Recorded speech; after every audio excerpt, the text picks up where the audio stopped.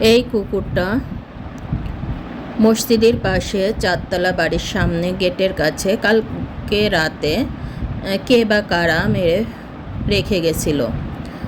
ওখানে কুকুরটা মরে পড়ে থাকে।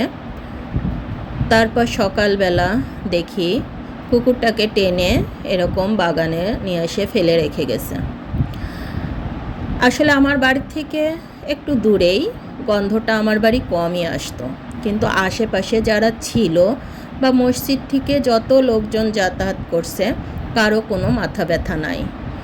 আর এই পাড়াতে যদি আমি কিছু করি বা আমার হাজব্যান্ডই কিছু করে তাহলে একটু হাসির পাত্র হয়ে যেতে হয়। খুব হাসে এই কাজগুলো দেখে। অথচ আমরা যদি একটু ময়লা পানিও ফেলি তাহলে কিন্তু রুখে আসতেও দেরি করে না। আর এই কুকুরটা যখন ফেলেছে তখন কিন্তু কেউ কিছু বলে নাই, বা কেউ কিছু বলতেছেও না যে কুকুরটা এখানে পচে যাবে। কেউ পৌরসভায় খবর দিত, তারা যদি এসে করে দিয়ে যেত আলহামদুলিল্লাহ, সেটা ভালোই হতো, কিন্তু পৌরসভায়ও কেউ খবর দেয়নি। আশেপাশের এরকম কাজগুলো আমি আর আমার হাজব্যান্ড মিলেই করি।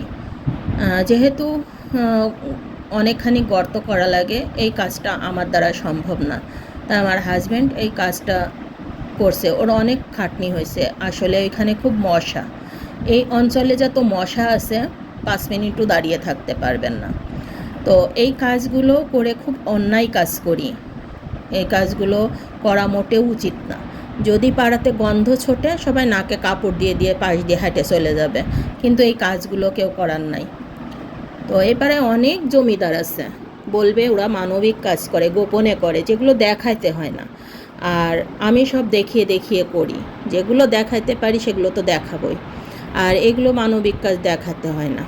হ্যাঁ, এখন একদল লোক এসে বলবেন এই কাজগুলো করলে আল্লাহ দেখছে, এগুলো দেখাইতে হয় না। এইসব পশু পাখি হোক, যে কোনো জিনিসই হোক, মরলে সেইগুলো রাস্তার ধারে বা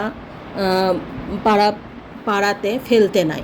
নিজের বিবেকের খাতিরে হলেও জিনিসটা দেখতে হয়, হয় মাটি চাপা দিতে হয়, না হলে পৌরসভায় খবর দিতে হয়, যারা ময়লা ফেলে তারা গাড়িতে করে নিয়ে যায়। এই কমন সেন্সটুকু খুব কম লোকের আছে।